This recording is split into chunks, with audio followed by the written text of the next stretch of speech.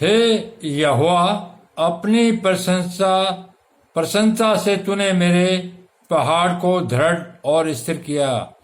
इस वचन का भावार्थ परमेश्वर यह कहना चाहते हैं कि हे परमेश्वर, तूने अपनी प्रसन्नता से मेरे पहाड़ को दृढ़ और स्थिर किया। जो मेरे जीवन के जो पहाड़ है, मेरा जीवन जो है उसको इतना सुदृढ़ कर दिया कि मेरा कोई काम इस संसार में नहीं रुकता था, मेरे पर कभी कोई दुख संकट नहीं आता था और मैं स्वस्थ और समृद्धिशाली था।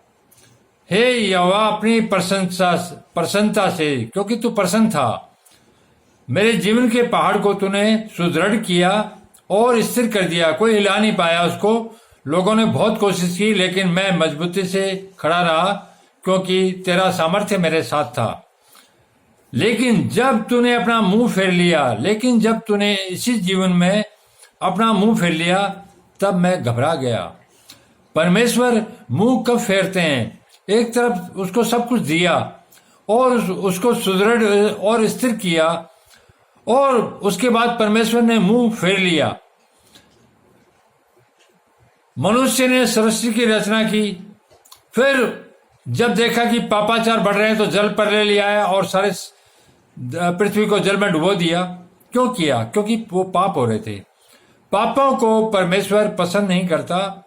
इसी प्रकार इस वचन के अंदर जब तूने परमेश्वर अपना मुंह फेर लिया, तब मैं घबरा गया।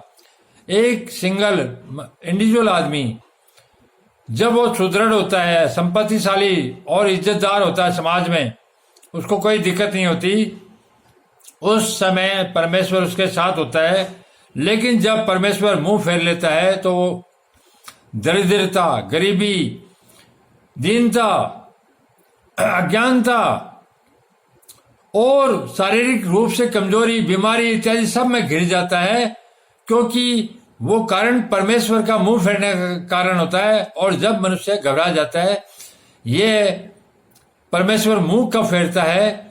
हमारे अपने कर्मों की वजह से, कि परमेश्वर पवित्र है तो वो प्रत्येक मनुष्य को पवित्र रूप में देखना चाहता है।